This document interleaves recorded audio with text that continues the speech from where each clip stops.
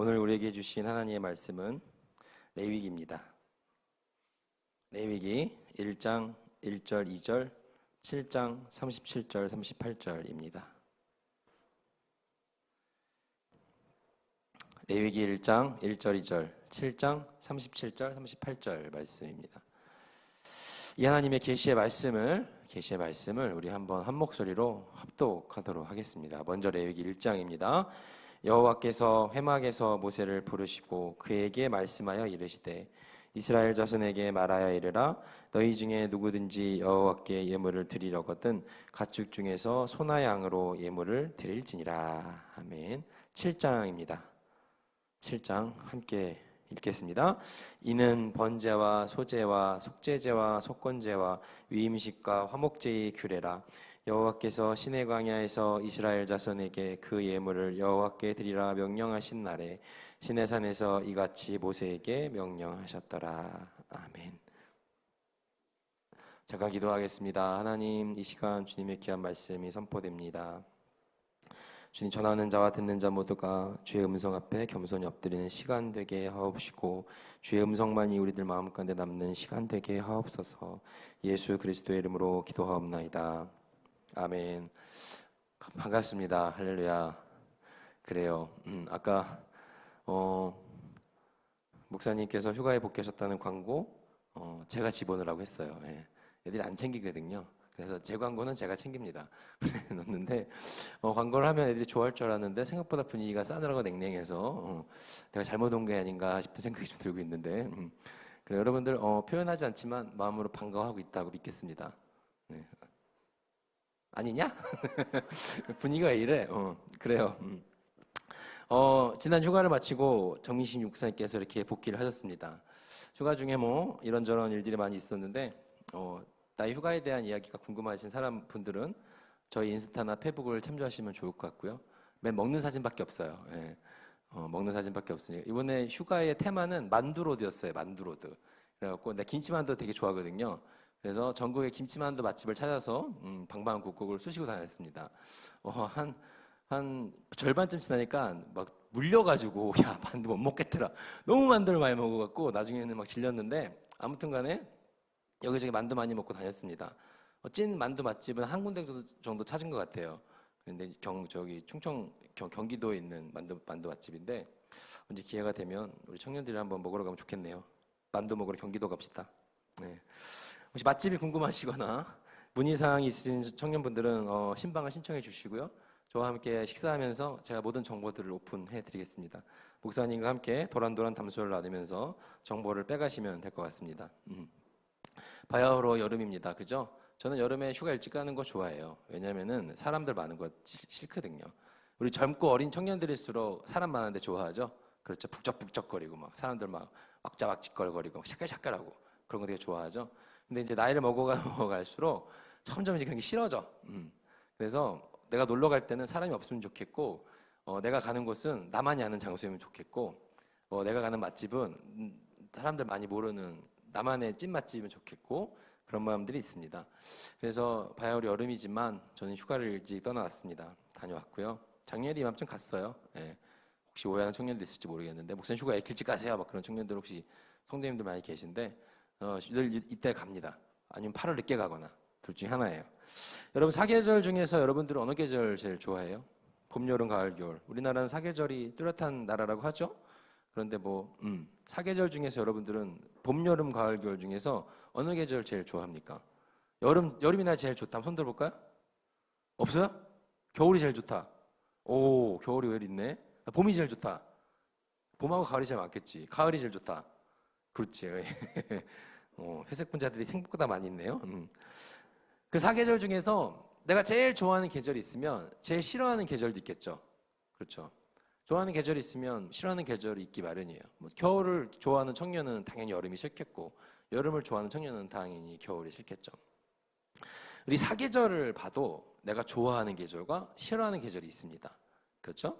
근데 성경은 총 66권으로 되어 있는데 66권 중에서도 우리들은 내가 좋아하는 성경이 있고 내가 싫어하는 성경이 있을 수 있습니다. 그렇죠? 여러분들 성경이 총 66권으로 되어 있는 건 알고 있죠? 66권이라는 성경 중에서 여러분은 어떤 성경 제일 좋아합니까? 창세기부터 요한계시록까지. 이 성경은 내가 좀 자주 읽어. 이 성경은 이 책은 내가 좀 익숙해. 요거는 내가 그래도 읽기 되게 편안한 성경이야. 라는 혹시 성경이 있습니까? 1권부터 66권까지 중에서. 한두 개가 있는 청년이 있을 수도 있겠고, 저는 성경이 66권인 거 지금 처음 알았는데요 라고 말하는 청년도 있을 수 있겠죠. 그런데 여러분들 제일 좋아하는 성경이 뭔지 잘 모르겠는 청년들한테 반대로 묻겠습니다. 그러면 내가 제일 읽기 싫은 성경은 뭡니까? 창세기부터 요한계시록까지. 이 성경은 보기 힘들어. 이 성경은 난 좀 읽기 어려워. 사람 좀 기피하는, 내가 좀 익숙지 않은 그런 성경 혹시 있습니까? 아마도 성경을 조금이라도 일독을 해보려고 노력해본 청년이라면 다 공감할 거예요. 여러분들 성경을 창세기부터 읽기 시작해서 일독을 내가 오래 꼭 해보겠다라고 했을 때 가장 먼저 나의 앞을 가로막는 성경이 뭡니까? 레위기죠. 그렇죠. 바로 레위기예요. 레위기는 대부분의 사람들이 좀 힘들어하는 성경이에요. 레위기는 우리들한테 익숙한 성경이 아니야. 여러분들 레위기를 본문으로 한 설교 들어본 적 있어요? 생각보다 별로 없을걸요? 네. 그만큼 레위기는 설교 주제로도 쓰기에는 좀 쉽지 않은 책이라는 거예요. 그것은 읽기도 힘든 책이라는 거죠. 우리 목사님들 사이에서, 우리 교육자들 사이에서만 전해지는 아주 특별하고 영적인 처방전이 하나 있어요. 그게 뭐냐면은 이제 이 목사님 우리들끼리만 하는 얘기예요. 교육자들끼리 하는 얘기. 뭐냐면 어떤 처방전인가 하면 교인들을 많이 만나지 않습니까? 교인들 많이 만나요. 청년들도 많이 만나고, 이런 청년 저런 청년, 이런 교인 저런 교인 만나다 보면은 여러 가지 이제 좀 정신질환을 앓고 있는 성도들이 생각보다 많습니다. 청년들도 있고, 거기에는 뭐 우울증이 있을 수도 있고, 뭐 조현병이 있을 수도 있고, 뭐 조울증이 있을 수도 있고, 많은 질병들이 있죠. 근데 그런 정신질환에 대한 매뉴얼을 모두 가지고 있지 않아요. 왜냐면 우리는 전문 의사가 아니니까. 그것이 뭐 영적인 문제이면은 영적인 문제로 기도해주고 같이 이렇게 좀 용기도 주고 하겠지만, 정말로 어떤 그런 의학적 처방이 필요한 문제라면 그 의사의 소견이 필요하지 않습니까? 그럼 병원에 가야 되는 일일 수도 있는 거고, 의학의 도움을 받아야 되는 일들이 있을 수 있단 말이에요. 그런데 뭐 우리가 최선을 다해서 자신의 문제와 정적인 정신적인 고통을 얘기하는 사람들이 있다면 최선을 다해 상담해주고 이야기해주고 위로해주고 섬기죠. 그런데 그 중에서 불면증을 앓고 있는 성도님들이 종종 계세요. 목사님 요즘 잠이 안 와요. 잠을 못 자겠어요. 이런 성도님들한테는 확실한 처방 매뉴얼이 있습니다. 그거는 뭔가 하면요, 불면증을 앓고 있는 성도님들한테는 특히 잠자기 전에 이것을 볼 걸 권면해드려요. 그게 뭐예요? 레위기예요. 예. 목사님 잠이 안 와요. 레위기를 좀 읽어보세요. 일주일 뒤에 목사님 깨끗이 나왔어요. 레위기를 읽자마자 잠이 드는 놀라운 기적을 경험했습니다. 라고 하면서 숙면을 취하게 되는 놀라운 사례들이 보고되고 있어요. 예, 생각보다 많이 보고되고 있어요. 예. 진짜로 해봤더니 정말로 성도님들께서 너무 좋아하더라. 레위기를 읽고 불면증 깨끗이 나았다고 하더라. 라고 하는 사례들이 보고되고 있습니다. 청년들 중에서도 혹시 밤에 잠이 안 와서 고민하는 청년들이 있다면 레위기를 꼭 읽어볼 거를 추천해 드립니다. 네. 그럼 특별한 말씀의 능력을 경험합니다. 네. 바로 잠이 드는. 네. 보면 볼수록 잠에 빠져드는. 근데 우리 청년들 좀 불안해. 목사님 읽어봤는데요, 레위기 너무 재밌던데, 이런 청년이 있을까 봐. 워낙 개짜들이 많아서. 자, 레위기. 그런데 66권 중에서 어떻게 보면은 제일 익숙하기도 한 책이에요. 그렇잖아요? 창세기부터 우리가 일독할 때 제일 먼저 맞닥뜨리는 어려움, 레위기. 익숙하기도 하지만 한편으로는 레위기에 나와 있는 내용과 레위기가 어떤 책이지라고 가깝고도 약간 먼 책 같은 느낌입니다. 나는 막 레위기를 정말 막 사랑합니다. 목사님, 전 66권 중에서 레위기를 가장 좋아해요. 레위기 말씀을 통해서 내 인생이 바뀌었어요. 라고 고백하는 사람을 아직까지는 한 명도 만나본 적이 없거든. 여러분들 어떻습니까? 이 레위기라는 책이 좀 익숙해요, 여러분들한테? 저희가 앞으로 몇 주간 될지 모르겠어요. 이제 기획 시리즈로 율법의 세계 1, 예배에 빠진 게 죄는 아니잖아 라는 제목으로 시리즈 설교를 기획을 해봤습니다. 네. 이게 무슨 대사인지 알죠? 어디에 나오는 건지 알죠, 이거? 청년들. 얼마 전에 종영한 드라마 부부의 세계에 나오는 유명한 명대사입니다. 이게 명대사가 될 줄은 몰랐는데 이게 엄청 지금 생각보다 많은 유행을 하고 있어요. TV에 보면은 생각보다 이러한 얘기들을 많이 하죠. 뭐 한 게 죄는 아니잖아 라는 대사입니다. 거기에서 이태호가 자신 아내한테 했던 말이죠. 바람을 피웠던 인물, 남자 주인공 이태호가 김희애한테 했던 말이에요. 예. 뭐라고 얘기했죠? 사랑에 빠진 게 죄는 아니잖아 라고 얘기했죠. 예. 라고 했던 대사. 아주 어이없고 얼탱없는 드립이었죠. 근데 그걸 바꿔서 예배. 여러분 예배 잘 드리고 있습니까? 예배에 대해서 여러분들은 어떠한 생각과 어떠한 관점들을 갖고 있습니까? 예배. 오늘 예배에 빠진 게 율법, 레위기라고 하면 여러분들 가장 먼저 떠오르는 이미지가 뭡니까? 레위기. 방금 내가 얘기했죠. 보통 율법일 거예요. 레위기를 떠오르면은 아마 율법이라는 단어가 제일 먼저 떠오를 겁니다. 어제 순장 모임을 할 때 제가 물어봤어요. 순장들한테. 레위기 하면은 제일 먼저 뭐가 떠올라? 라고 물어봤더니 율법이 제일 먼저 떠오른다고 얘기하더라고요.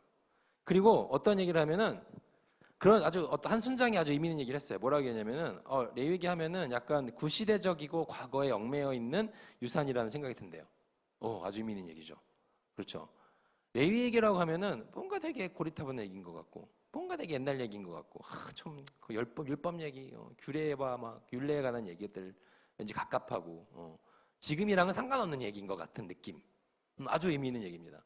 근데 당연한 거예요, 그거는. 그렇게 여러분들이 느끼고 있다면 여러분들 신앙생활 잘하고 있는 겁니다. 왜 그러냐면은 그렇지 않습니까? 우리는 구약과 신약의 시대를 이미 지나왔고 지금 우리는 성령의 시대를 살고 있어요. 그렇죠? 우리는 성령의 시대를 살고 있다고. 지금은 구약에 등장하는 야훼의 하나님을 만나는 시대도 아니고 신약에 등장하는 예수님을 만나는 시대도 아니야. 우리는 지금 성령 하나님으로 오신 성령의 시대를 살아가고 있단 말입니다. 그럼 이 성령이라는 시대가 어떻게 도래하게 됐는지 구약과 신약의 이야기와 역사를 통해서 우리 알 수가 있죠. 예수님께서 신약의 시대를 여시면서 어떠한 지평을 이 성령의 시대를 여시는 아주 중요한 중간다리 가교 역할을 하신 건데 예수님 사역에 아주 중요한 것이 그 십자가 대속 사역이지 않았습니까? 예수님은 그 구약의 율법과 구약의 이스라엘 유대인들이 섬겨오던 그런 여러 가지 그 사람들의 신학적 문제들, 종교적 문제들을 정면으로 도전하면서 율법의 완성을 이루신 예수님의 사역을 우리는 알고 있습니다. 십자가의 대속으로 우리의 죄를 사하시고 불완전한 율법을 완성시키신 예수님의 사역, 우리 그런 얘기 많이 들어봤지 않습니까? 그렇기 때문에 이 구약에서 말하는 율법이라는 것은 불완전하고 예수님께서 완성시켜야지만 했던 하나의 유산이라는 생각 관점에서 봤을 때 당연히 그렇게 볼 수 있어요. 구시대적이고 현대시대랑 맞지 않고 지금 우리가 굳이 왜 그 말씀을 봐야 되나라는 생각이 들 법한 말씀 될 수 있다는 거죠. 예수님 사역에서 결정은 율법의 완성을 이 땅에 오셨다는 거였어요. 그렇죠. 신약에 이런 말씀이 많이 나옵니다. 마태복음 5장 17절 내가 율법이나 선지자를 폐하러 온 줄로 생각하지 말라. 폐하러 온 것이 아니요 어떻게 완전하게 하려 함이라 라는 말씀이 마태복음에 있어요.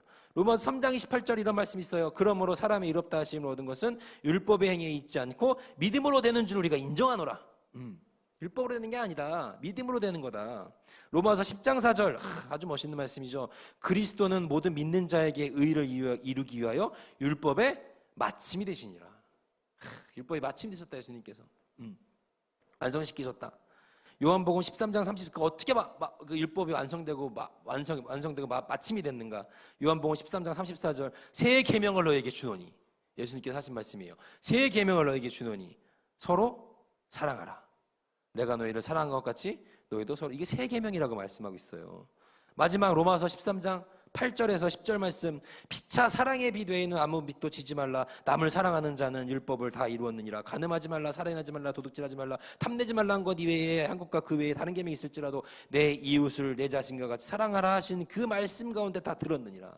사랑은 이웃에게 악을 행하지 아니하니 그러므로 사랑은 뭐의 완성이니라? 율법의 완성이니라. 예수님께서 이루신 율법의 마침, 율법의 완성은 사랑이었어요. 율법의 완성, 새 계명. 신약 시대에 예수님께서 말씀하신 대로 율법의 완성은 주님의 십자가의 사랑으로 나타났고 그 사랑의 실천을 우리에게 종용합니다. 그렇게 살아라 너네도.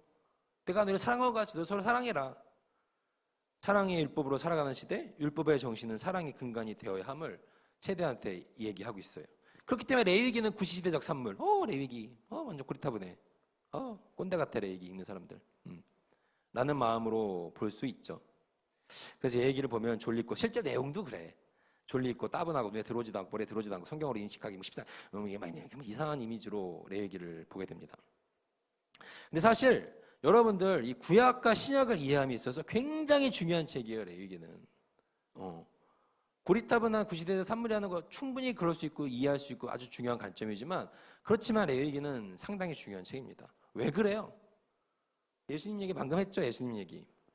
예수님께서 아까도 얘기했지만 정면으로 반박했던 것은 유대인들이 지키고 있던 율법이었어.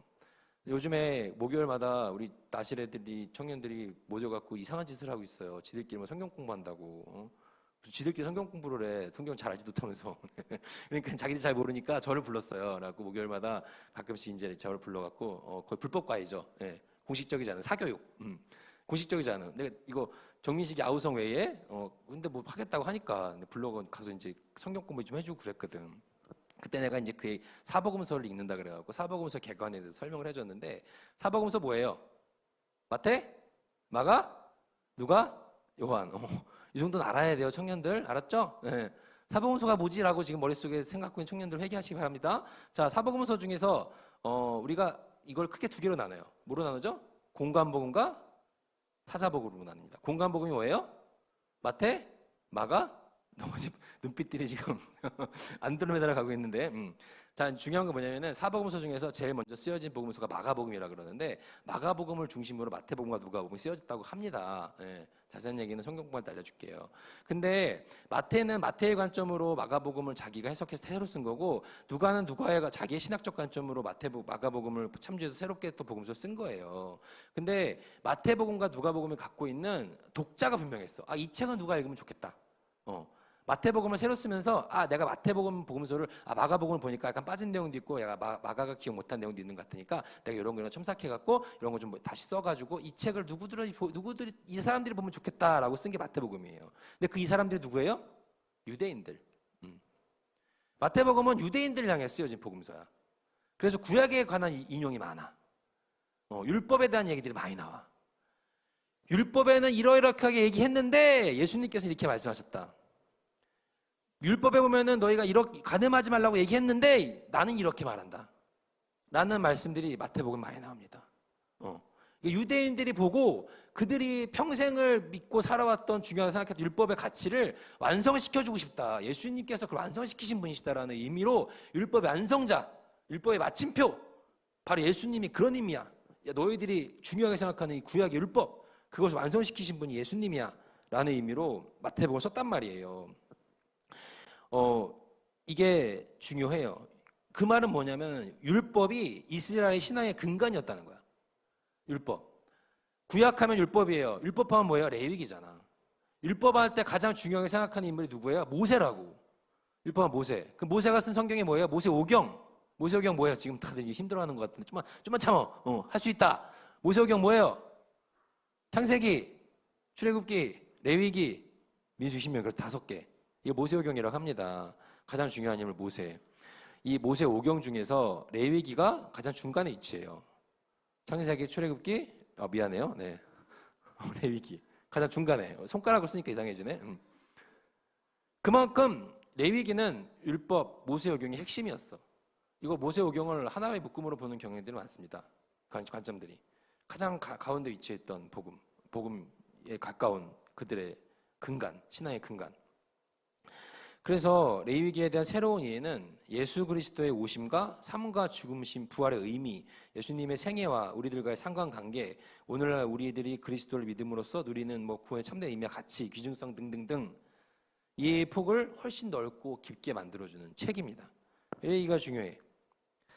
그래서 율법이 이스라엘 신앙의 근간이었는데 예수님의 사역은 구약에 하나님께서 이스라엘 공동체에 주신 율법에 대한 잘못되고 된 종교적 관습들이 율법주의로 팽창되면서 거기에서 오는 율법의 불완전성으로 바리새인, 장로, 율법교사 이런 사람들이 종교 지도자들이 사람을 살리고 회복하는 율법이 아니라 사람을 옥죄고 사람을 이렇게 가둬놓고 구속시키는 기능으로서의 율법을 만들어 가니까 예수님이 거기에 정면으로 도전하신 거예요. 니들이 말하는 율법이 과연 사람을 살리는 율법이냐?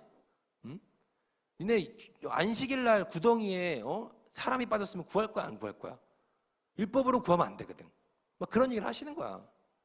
근데 이 율법, 그래서 이스라엘의 그 구약을 근본으로 했던 그들의 정신이 무엇인지, 레위기에 담겨 있는 율법의 정신이 무엇인지 아는 것은 아주 중요한 의미입니다. 그래서 오늘 레위기 말씀을 우리가 보기 시작할 거예요. 그런데 이 율법은 하나님께서 이스라엘 백성들을 사랑하는 마음으로 주신 건데 이거는 사람들이 율법을 갖고 자신들의 삶을 만들어가다 보니까 인간의 불완전성이 율법의 불완전성과 부딪히면서 이게 효과를 내면서 율법의 좋은 기능이 아니라 나쁜 기능으로서 자꾸 많은 종교적 관습들을 만들어 가고 있다는 거예요.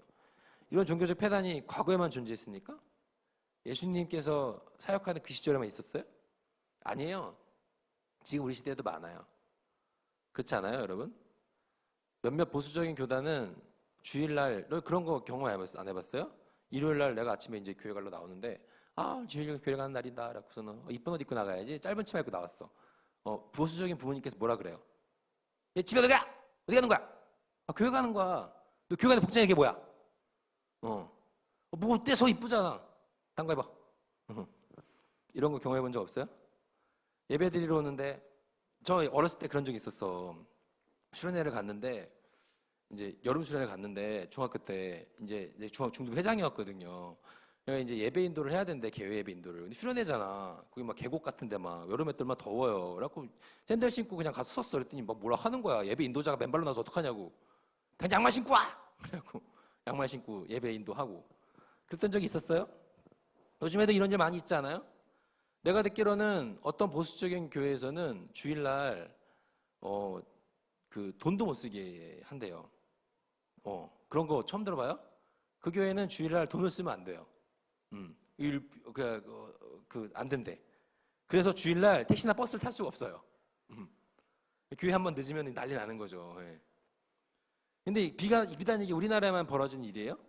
아니에요. 이스라엘에 가면 지금도 벌어지는 일이 뭔 줄 알아?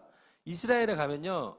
호텔에 가잖아요. 그러면은 여러분 많이 들어봤죠? 엘리베이터가 두 종류의 엘리베이터가 있어요. 어떤 엘리베이터냐면은 하나의 엘리베이터는 각 층마다 다 서. 건물이 1층부터 10층까지라면은 1층에 서고 2층에 3층에 서고 10층에 다 서. 하나의 엘리베이터는 우리가 그냥 아는 엘리베이터. 버튼 누르는 데로 가는 엘리베이터. 이게 두 개가 존재해. 이스라엘가 지금도 있어요. 왜 그러는 줄 알아? 이런 엘리베이터가 왜 있는 줄 알아요? 이스라엘에 사는 유대인들은 아직도 율법을 지키며 살거든요. 근데 그 사람들은 엘리베이터에 타서 버튼 누르는 걸 일로 봐. 안식일 날, 일요일 날, 걔들은 일요일 날 일을 하면 안 되기 때문에 금요일 저녁에 주일 날 안식일 날 먹을 음식 다 해놓습니다. 음식도 안 해, 걔네들은. 근데 그리고 나서 호텔로 들어가 사는 경우들이 많대. 일 안 하려고. 주말에는.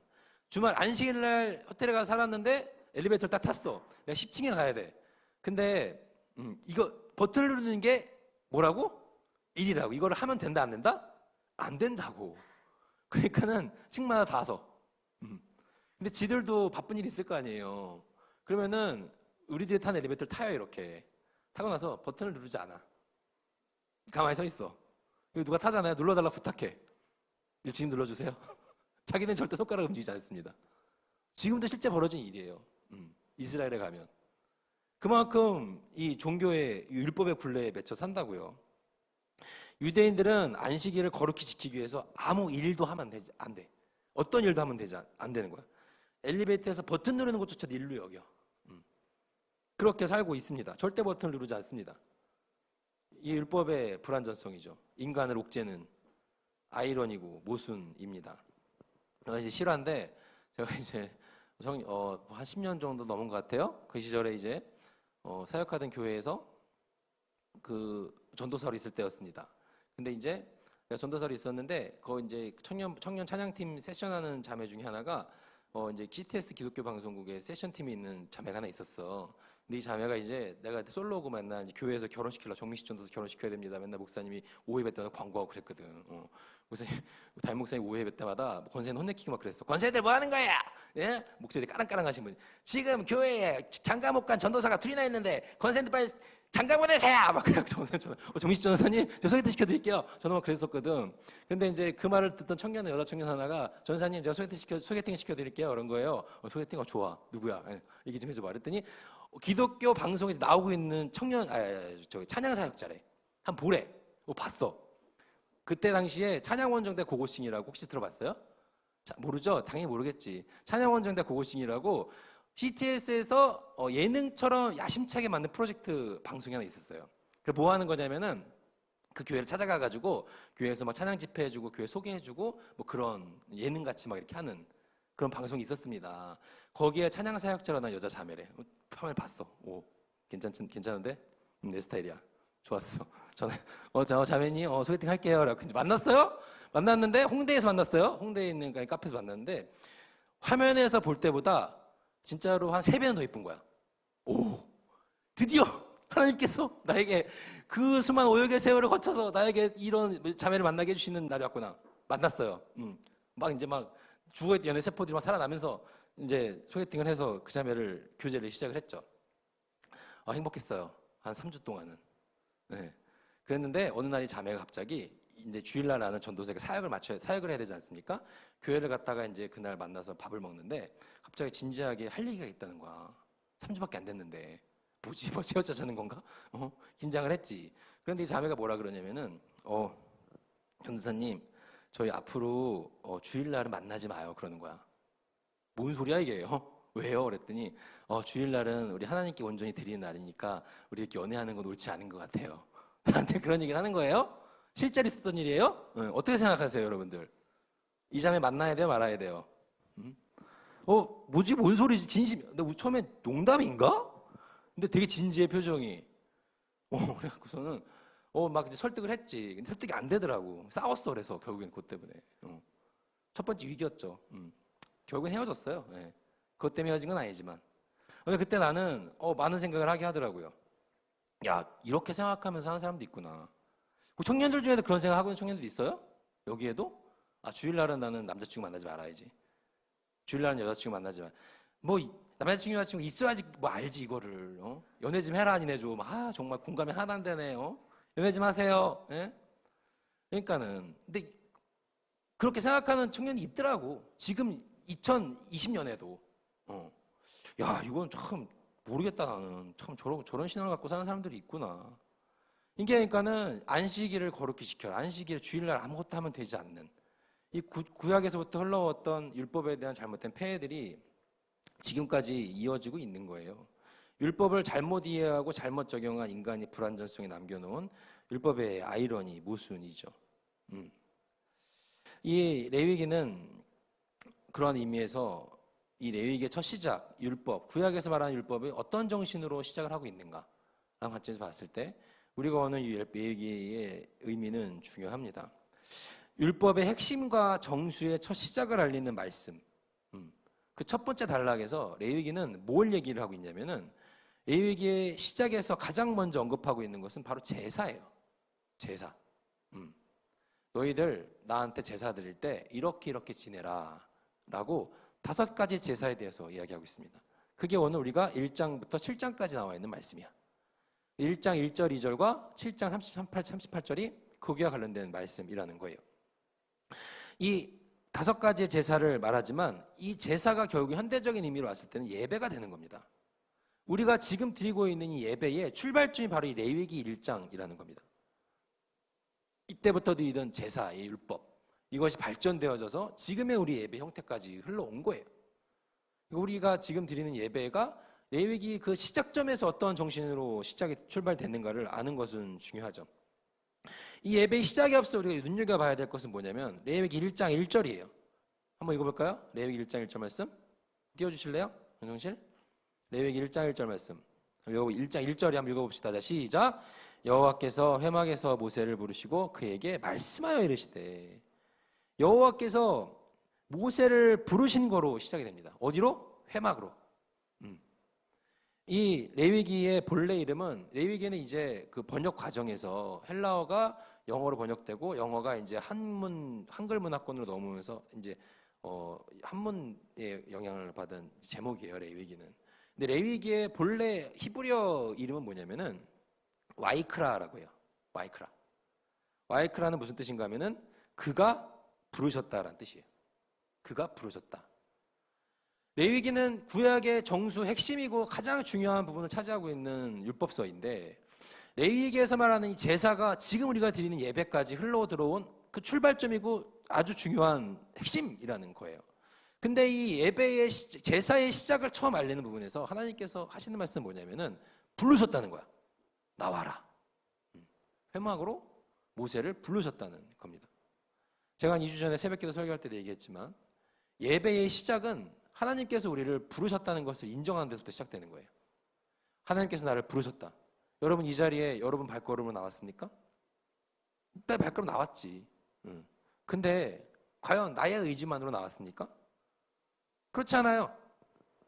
여러분들을 일주일 동안 하나님께 지켜주셨기 때문에 가능했던 것이고, 오늘 하루를 허락해 주셨기 때문에 가능한 것이고, 이 예배의 자리를 하나님께서 열어주셨기 때문에 우린 예배 드릴 수 있는 거야. 그거에 대한 인정으로부터 예배는 시작된다는 겁니다. 하나님께서 이 자리를 만들어주시고 이 자리를 열어주시고 명령하시고 부르시고 명령하시는 것으로 끝이 나거든요. 오늘 1장 1절 하나님께서 부르셨고 7장 마지막은 명령하셨다로 끝나요.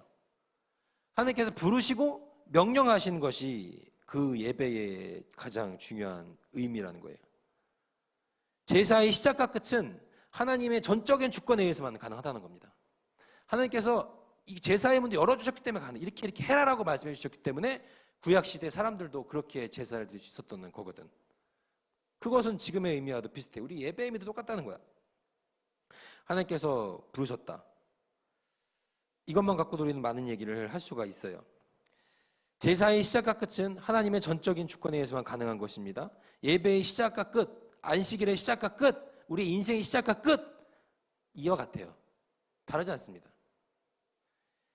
예배와 안식일의 시작과 끝, 인생의 시작과 끝은 결국 하나님의 전적인 주권으로 가능합니다. 불러주셔야만 예배드릴 수 있어요. 이 땅에 보내주셔야지만 살아갈 수 있고, 인생의 끝에서도 우리를 천국문으로 불러주셔야 천국 갈 수 있어. 하나님께서 또 끝을 내주셔야지만 끝을 볼 수가 있는 거야.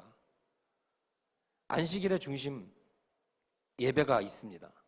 예배는 안식일의 중심인데 과연 안식일의 중심만입니까? 예배는? 예배 와서 1시간 드렸느냐 안 드렸냐로 우리는 주일을 지켰느냐 안 지켰느냐 판가름 납니까? 물론 판가름 날 수 있죠. 제일 중요한 가치예요. 그렇지만 그것으로 끝나면 끝이라면 그것으로 이거 예배 드렸으니까 끝, 이렇게 생각할 수 있을 만큼 간단한 개념은 아니라는 거예요. 예배라는 것은 그렇다는 겁니다. 주일에 와서 교회 한 번 예배 드리면 그걸 땡! 그거 해야만 뭐 주일 안식을 지킨 거고, 그거 하지 않으면 안식을 안 지킨 거고, 이러한 개념이 종교적 율법의 폐해라는 거야. 마치 그것을 해야지만이 뭔가를 다 한 거, 그거 안 했으면 다 안 한 거. 이런 극단적인 이분법의 논리. 그렇지만 하나님께서는 절대 율법을 그렇게 만들어 놓으시지 않았어요. 여기 담겨 있는 정신은 하나님께서 이 모든 것을 만들어 놓으셨고 세팅해 놓으셨고 거기에 우리를 초청해 주셨고, 우리는 거기에 순종하는 마음으로 나아가는 것이고, 하나님께서 명령하셔서 밖으로 나아갈 때 우리는 또 그걸 갖고 세상에 살아내는 삶의 이야기들을 만들어 간다는 의미에서 예배는 단지 여기에 와서 땅거 끝, 그것이 아니라 이 바로 일주일에 한 번 모이는 이 지점이 시작이자 끝이라는 거야. 한 주간의 삶을 마무리하는 끝임과 동시에 한 주간의 새로운 시작을 하는 시작점 된다는 겁니다. 분리된 것이 아니라 영원히 이어진다는 이야기예요. 그런데 아까도 말했지만 종교적 율법의 폐해들은 마치 우리들이 뭔가를 해놓는 것만이 하나님 앞에서 공의를 쌓는 것처럼 우리들을 부추기죠. 아까 말한 것처럼 자신들의 공의의 탑을 쌓아요, 우리들은 살면서. 그러니까 어떤 교회들은 주일날 돈도 못 쓰게 하는 거예요. 돈 쓰면 주일 제대로 지킨 거 아니다라는 이상한 죄책감을 마음껏 심어주는 거죠. 돈을 쓰지 않으면 내가 좀 더 주일을 잘 지켰고 말씀 대로 살았고, 연애를 하지 말아야지 난 주일을 좀 더 지켰고 내가 좀 더 거룩해졌고, 이러한 은연중에 율법적 사고들이 우리의 삶을 잠식하고 있다는 겁니다. 근데 나도 그래. 나도 그런 게 있어. 이번에 이제 이 얘기만 하고 설교를 슬슬 마무리하겠습니다. 이번에 이제 주일 휴가 때 이제 1년에 한 번 있는 쉼이죠. 네. 여러분들 휴가 가면 좋잖아요. 이제 휴가 때 주일날 이제 예배를 마쳤어요. 네. 일주일 하루 이제 안락교회는 특별히 이런 교회가 많지 않거든. 주일날 빼주는 교회가 많지 않아요. 네. 목사님들은 거의 대부분 주일 쉬는 분이 별로 없습니다. 근데 안락교회는 그 배를 해줘가지고 주일날 이제 쉬었잖아요. 근데 이제 코로나 때문에 어디 그 탐방 가기도 하고 받아주지도 않고, 요즘에는 고향 교회 가니까 거기는 또 인터넷으로 미리 신청을 받대. 미리 신청하는 명부에 이름이 없으면 못 들어가요, 예배당에. 그런 교회도 있어. 예배를 드렸어요. 여차서 예배를 드리고 했는데 오후에 시간이 너무 많이 남는 거야. 오전 예배를 마치고 나니까. 야, 일요일이 이렇게 여유로운 날이 처음 알았다. 1년에 한 번 느끼는 자유로움. 너무 좋아. 일요일이 이렇게 한가로운 날일 수 있어. 1년에 한 번. 너무 행복하죠? 1년에 한 번 있는 이 여유로운 오후의 주일. 뭔가 마음이 평안해졌어. 그래. 좋아. 그래, 주일은 이런 날이었지. 그래, 이것이 바로 쉼이고 안식이야. 하나님께서 안식일을 이렇게 만드셨지. 할렐루야. 하나님 찬양하고 있었어요. 그러다가 이제 시간이 좀 남는데 어디를 좀 가면 좋겠다. 어디를 갈까? 이 평안의 심을 어디서 좀 더 누리면 좋을까? 그래서 아내와 제가 한 곳을 생각해냈어요. 그것이 어디였는지 알아요? 절에 가자. 부석사에 가보고 싶었어요, 갑자기. 부석사? 유명한 절인데? 부석사 많이 들어본 절인데? 부석사 무량수전. 근데 비가 또 왔거든요, 일요일날. 지난 일요일. 비가 또 많이 왔어요. 비 오는 날 절에 가서 그 풍경 소리가 되는 고즈넉함을 느껴보고 싶다. 진짜 뭔가 평안할 것 같아. 부석사의 무량수전 배을림 기둥을 보고 싶구나. 그래서 절에 가기로 했어요. 안개 자욱 깃긴 절이 준 안식을 누리고 싶었죠. 예. 그래갖고 부석사를 향해서 밟았어요. 와 출발했죠. 내비 따라 열심히 갔어요. 막 가는데 난 또 이제 고속도로 별로 안 좋아하거든. 쉬는 날 고속도로 별로 안 좋아해요. 나 이렇게 국도 되게 좋아하거든. 그래갖고 무료도로 우선 딱 해갖고 갔어요. 막 가는데 또 막 비 내리는 산자락의 풍경들 너무 좋지 않아요? 막 안개가 살짝 깔린 데만 듯한 산 등성의 풍경 너무 좋잖아. 너무 이쁘다. 너무 좋다. 막 가고 있었어요. 가는데 내비가 이제 이상한 길로 안내를 해주더라고요. 근데 길에 딱 들어서는 순간, 이게 길이 맞아? 라는 길로 들어선 거예요. 이상한 오솔길이야. 산에 난 길인데 저기 중앙선도 없어. 콘크리트로 포장되어 있는 차 2대 간신히 지나갈 것 같은 조그만한 길. 그런 길로 내비가 안내를 해주는 거예요. 근데 또 울창한 소백산으로 들어가야 되거든. 숲이 막 울창하고 막 비도 오고 막 그러다 보니까 갑자기 또 어두워진 느낌이 나는 거야. 근데 막 차도 한 대도 없어, 당연히. 우리 차밖에 없어. 올라가는데 이게 맞아? 이게 맞아? 그러면서 갑자기 막 많이 불안해지기 시작하는 거죠. 막 무섭네. 길이 좀 이상한데? 막 으쓱해지고 막 일신연스럽고 막. 근데 마침 그 순간 갑자기 라디오가 꺼지는 거야. 라디오 왜 꺼져? 라디오 왜 꺼지지? 오씨, 뭐 무섭다. 이러고 하는 거. 내비는 근데 분명히 길이 맞대. 근데 그 길에 딱 들어서는 순간 이상한 일이 많이 벌어졌어요. 딱 들어서는 순간 내비에서 분명히 20분이 남았다고 떴었는데 그 길에 들어서는 순간 6분이 남았다고 뜨는 거예요. 6분이면 도착하나 보다. 빨리 가자. 가는데 시간이 점점 늘어나. 6분에서 7분, 8분, 10분. 갑자기 막 이제 마음이 불안해지기 시작하는 거죠. 큰일 났다. 무서워진다. 라디오도 꺼지고. 그런데 이제 막 올라가는데 우리 아내는 옆에 신났어. 되게 신기한 길이다. 여보 이제 보세요. 너무 좋죠. 말하면서 막 나 무서워 죽겠는데 제대로 들어섰나? 야 큰일 났다. 이거 어떡하면 좋냐? 나는 무서워 죽겠는 거야. 그러면 우리 아내는 너무 신기해요. 이런 길이 다 있네요. 그러면서 너무 이쁘다. 막 그런다. 이제 어색하게 웃으면서 센 척했죠. 또 이제 뭐 또 해야 되니까. 그렇지? 그러면서 이제 속으로는 막 불안해 죽겠는데요. 야 어떡하지? 길 잘못 든 거 아니야? 막 가고 있는데 너무 무서운 거야. 갑자기 막 점점 올라갈수록 또 점점 어두워지고 막 안개는 점점 짙어지고 막 그러고 있었어요. 그래서 빨리 속으로는 이 길에서 빨리 벗어나고 싶다. 그렇게 이제 정상에 딱 도착을 했어요. 정상에 도착했는데 차 한 대가 주차가 돼 있는 거야. 너무 반가운 거 있지. 네, 완전 반가워. 차가 그래 여기 사람들이 다니는 길이었어. 너무 안심이 된다. 차가 저쪽에 이제 주차가 되는 걸 딱 보고 그래 뭔가 안도감을 느끼고 있었어. 근데 차를 멀리서 봤는데 차가 뭔가 데코가 약간 이상해. 좀 특이한 차더라고요. 차에 이렇게 막 노란색 줄이 막 감겨져 있어. 이렇게 저차는 되게 특이한 차다. 점점점 차에 가까워질수록 그 노란색 선의 정체를 알게 됐죠. 차에 뭐라고 적혀 있었냐면 폴리스 라인이 감겨져 있었어요. 수사 중. 소름 끼쳐. 너무 무서운 거야. 야, 갑자기 막 나 진짜로 진짜 난 그 폴리스 라인 쳐져 있는 거 보고 내가 설악산에서 멧돼지 만난 이후로 두 번째로 산에서 오줌 쌀 뻔했다. 야, 진짜 진짜로 지린다는 말이 뭔지 난 진짜 알겠더라. 진짜 지릴 뻔했다. 야, 너무 무서운 거죠. 야, 큰일 났다. 이러다가 진짜 머리카락 선다는 느낌 알아요? 겁나 막. 그때 그 순간 나도 모르게 내 속에서 그런 애침이 나왔죠. 하나님을 향해서. 어떤 애침이 나왔을까요? 주일날 절에 가는 게 죄는 아니잖아요.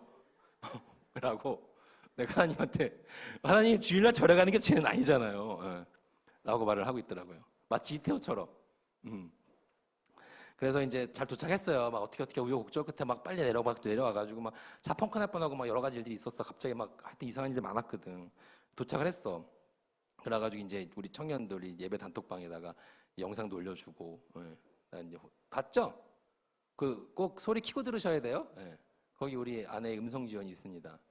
여러분들 혹시 그 영상에 나오는 그 BMW 우산 혹시 오해하실지 모르는데 그거 선물로 준 거예요. 목사님 숨겨둔 재산이 있나 오해하지 마세요. 절대 그런 차 없습니다. 그 BMW 우산도 누가 선물로 준 건데 너무 좋아가지고 내 보물 이러거든. 튼튼하고 좋잖아. 내가 언제 그런 우산 써보겠냐. 근데 작년에 여름에 태풍 왔을 때 우산이 뒤집어져갖고 살이 부러졌어요.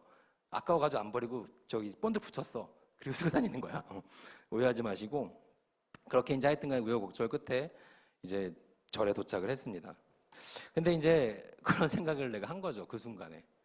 처음에는 별거 없이 그냥 주일날 좀 조용한 데 가서 편안하게 이렇게 풍경 보면서 마음을 좀 이렇게 가다듬으면 좋겠다고 절을 생각했는데 나도 모르게 이제 절에 가다가 막 생각지도 못한 일이 막 벌어지니까 내 마음속에서 하나님 주일날 절에 가는 게 죄는 아니잖아요.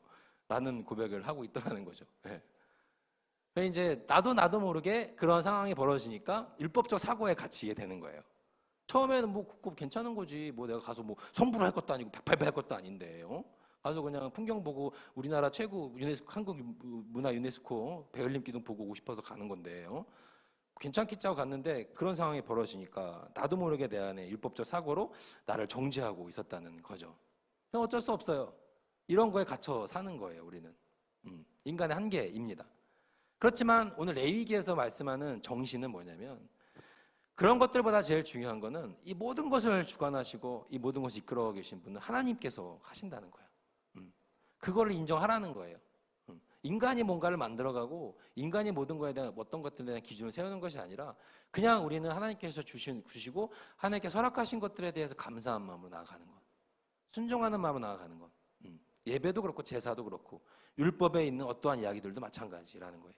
뭐 그것을 해야지만이 뭐 나는 살아나고 지키지 않으면 내 죄책감 시달리고 그러한 개념이 아니라 하나님께서 율법을 왜 주셨는지 우리들한테 죄책감을 심어주게 주신 게 아니라 제사법을 너희들 이거 지키면은 잘 사는 거고 뭐 안 지키면은 죄책감 심어주라 만들어 주신 게 아니고 예배를 드리면은 너네들 잘 사는 거고 예배를 안 드리면은 죄책감 느끼며 살아가라 만들어 주신 게 아니고 이분법적인 게 아니라 이것을 통해서 하나님은 한 영혼이라도 살리고 싶으시니까 한 영혼이라도 하나님께 가까이 부르고 싶으셔서 그러한 개념으로 받아들이셔야 된다는 거예요. 하나님은 그렇게 우리를 향해서 모든 주권을 갖고 열어놓으시고 불러주시고 초청해 주시고 제사도 이렇게 만들어주신 거예요. 1장 1절 말씀에 보는 것처럼 이스라엘 자손에게 말하라. 너희 중에 누구든지 여호와께 예물을 드리려거든 가축 중에서 소나 양으로 예물을 드릴지니라. 하나님께서 열어주신 거야. 이렇게 나를 만나러 와라. 너네 나를 만나고 싶으면 이렇게 해. 내가 너희들 만나줄게. 라고 하나님께서 열어주신 겁니다. 우리는 하나님 앞에서 예배를 드리든 안 드리든 늘 죄인이야. 죄책감 가운데 시달리면서 살라고 주님께서 예배를 만들어 주실 율법을 주신 게 아니라 하나님과의 교제의 통로를 더 만들어 주시기 위해서 그걸 열어주시기 위해서 그 정신으로 살아가는 것이 중요하다는 겁니다. 그러니까 예배를 드렸으면 뭐 난 잘 사는 거고 빠졌으면 뭐 죄 짓는 거고 그러한 이분법적 사고가 아니라 하나님께서 나를 향해서 베풀어 주신 은혜와 사랑들이 이 모든 것 가운데 담겨 있음을 그래서 우리가 늘 주님과 동행하는 삶의 끝에서 주일을 맞이하고 그렇게 하나님과 함께 동행하며 또 새로운 시작을 향해서 나아갈 수 있는 주일로서 평화 속에서 예배, 소그룹 모임 여러 가지를 통해서 함께 힘을 나누고 우리 삶의 이야기들을 나누면서 다시 시작하는 그렇게 연속성 가운데에서 예배를 기억할 수 있는 우리 나우 청년들이 될 수 있기를 간절히 소망합니다. 아멘.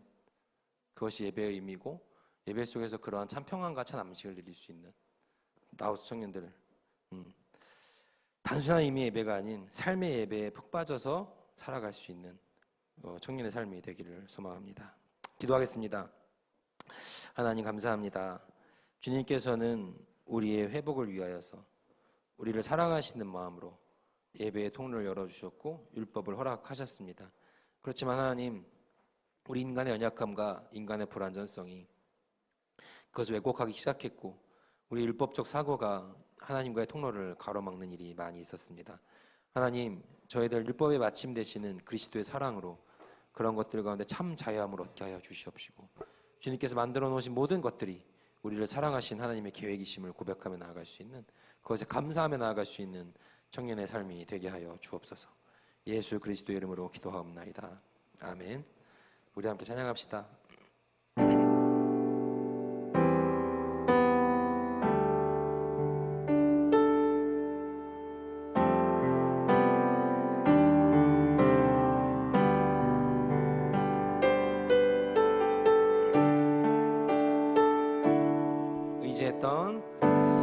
의지했던 모든 것 변해가고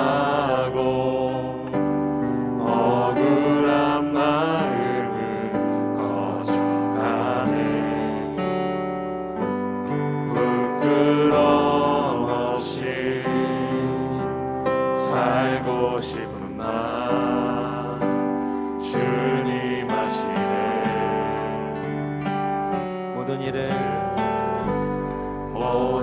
일을 선으로 이겨내고 죄의 유혹을 따르지 않네. 나를 구원하신 영원한 그 사랑 영원한 그 사랑 크신 그네 날 붙드시네. 주어진 내 삶이 작게만 보여도 선하신 주 나를 이끄신 몸에 중심을 보시는 주님만 따르네. 날 택하신 주만을 지혜. 보이는 상황에 무너질지라도 예수는 여기 나를 붙들네. 보이지 않아도 주님만 따르네. 내 평생 주님을 노래하리라. 주어진 내 삶이 작게만 보여도 선하신 주 나를 이끄신 중심을 보시는 주님만 따르네.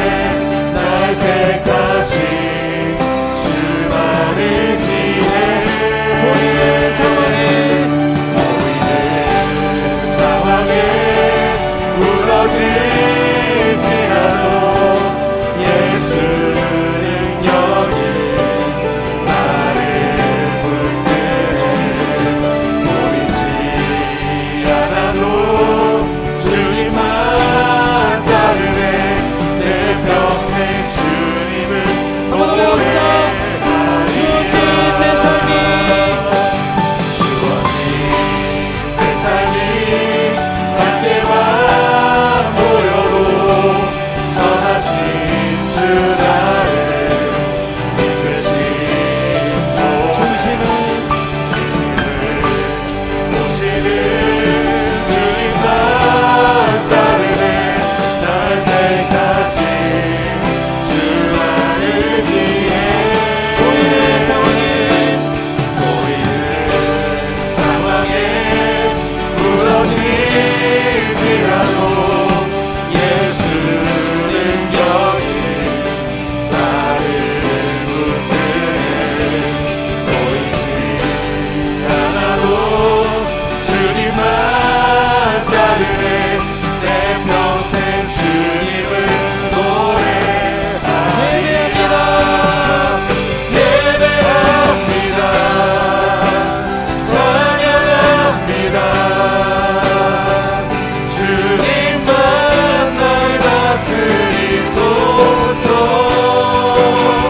예배합니다. 찬양합니다. 주님 홀로 높이 받으소서. 예배합니다. 찬양합니다. 주님만 날 다스리소서. 예배합니다.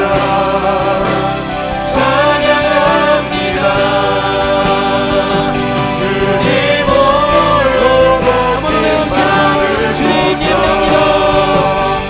예배합니다. 찬양합니다. 주님만 날 다스리소서. 예배합니다. 찬양합니다. 주님 홀로 높임 받으소서. 우리 시간 함께 기도합시다. 주님, 내가 진정 주님을 예배하는 예배자의 삶이 되기 원합니다. 하나님 율법적 사고에 갇혀 있는 것이 아니라 하나님께서는 나를 늘 만나게 원하시고 우리를 향해 길을 열어주셨고 우리를 만나기 위한 장을 열어주셨고 그렇게 우리를 주님의 사랑의 자리에 초청해 주시고 계신 분이심을 고백하며 나아간 나의 삶이 되게 하여 주시옵소서. 주님께서 나를 불러주실 때만이 난 예배할 수 있고 주님께서 나를 명령하실 때만이 난 나아갈 수 있는 삶임을 고백하며 나아간 우리가 될 수 있게 하여 주시옵소서. 우리 인간의 율법적 사고가 아니라 하나님의 사랑의 언어로 나아갈 수 있는 우리들의 삶이 되게 하여 주옵소서. 그렇게 주님의 온전한 회복과 온전한 인도하심을 믿고 나아가는 청년의 삶이 되게 하여 주옵소서라고 의장 감사함으로 고백하며 주님 앞에 나아갈 시간 갖도록 하겠습니다. 함께 기도하겠습니다. 하나님 이 시간 기도합니다. 주님 내가 진정 주를 예배하기 원합니다. 주님 율법적인 예배가 아닙니다. 하나님의 삶의 예배입니다. 하나님 정말로 내가 이것을 했을 때만이 난 주님께서 날 사랑하시고 이것을 하지 않았을 때 주님께서 날 미워하시는 그러한 율법이 그러한 예배가 아니라 하나님께서는 나를 향해서 주님의 사랑을 예배하셨고 나를 향한 주님의 은혜를 예배하셨고 나를 향한 대처부터 주님의 계획까지 있으셨으며 고백하며 나가 주님의 삶을 되게 하여 주시옵소서. 하나님은 우리를 사랑하시고 우리들 가운데 주님의 길을 열어주셨고 하나님 만날 수 있는 통로를 만들어주셨고 우리 그 가운데 순종으로 믿음으로 나아갈 수 있는 삶을 고백하며 나아가 주님의 삶이 되게 하여 주시옵소서. 하나님 내가 그렇게 주님을 예배합니다. 내가 주님을 찬양합니다. 하나님 율법에 의한 것이 아니라 명령 하나님 어떤 사고에 하나님 균에 의한 것이 아니라 하나님 오직 주님 사랑하는 마음을 나아갈 수 있는 정의 삶이 되게 하여 주시옵소서. 오직 주님만이 나를 다스려 주시옵소서. 오직 주님만을 예배하며 나아가 정의 삶이 되게 하여 주여 우리 정의 삶과 역사하여 주시옵소서. 주여 정의 삶과 주님을 들어주시옵소서. 주님을 예배합니다. 주님을 찬양합니다. 하나님 온전한 주님을 예배하는 자가 되기 소망하고 온전히 주님을 찬양하는 찬양자가 되기 소망하고 나의 삶의 부족사고로 주의 사랑으로 버티게 하시옵시고 주의 사랑으로 새로워질 수 있게 하시옵시고 그렇게 주님을 예배하는 온전히 완전하신 주의 일의 길로 나아가며 살아갈 수 있는 정의의 삶이 될 수 있게 하여 주시옵소서. 오직 주만을 의지하며 주님을 따라가며 나아갈 수 있는 그런 정의의 삶이 될 수 있게 하여 주옵소서.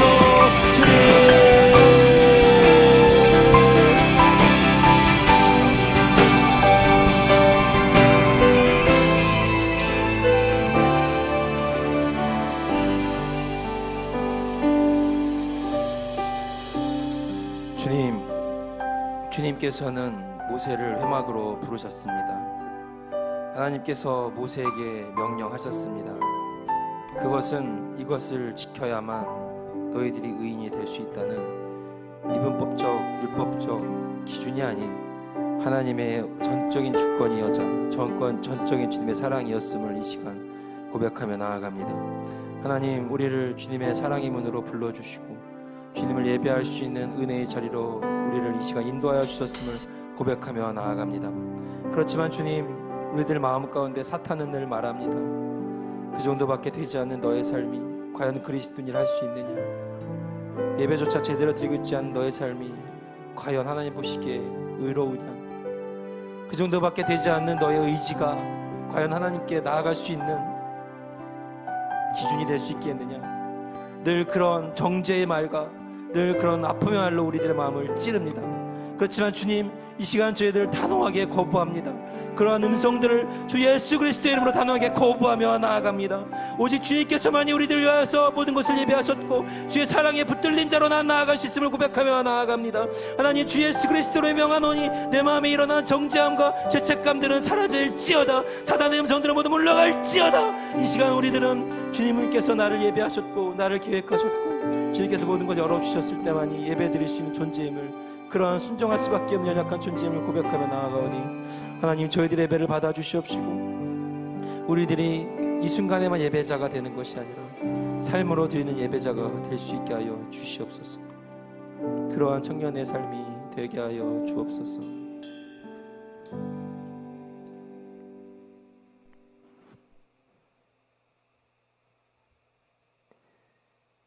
여호와는 내게 복을 주시고 너를 지키시기를 원하며 여호와는 그의 얼굴을 내게 비추사 은혜 베푸시기를 원하며 여호와는 그 얼굴을 내게로 향하여 드사 평강 주시기를 원하노라. 이제는 우리 주 예수 그리스도의 은혜와 하나님의 사랑과 성령의 위로와 교통하심이 내 삶이 예배가 되며 예배가 삶이 되어 늘 주님과의 동행으로 참 자유와 평안의 삶으로 나아가는 이 자리에 모인 모든 소풍나우스 청년, 함께 인터넷으로 예배드리는 모든 청년들에게 이제로부터 영원까지 영원히 함께 하시기를 간절히 축원하옵나이다.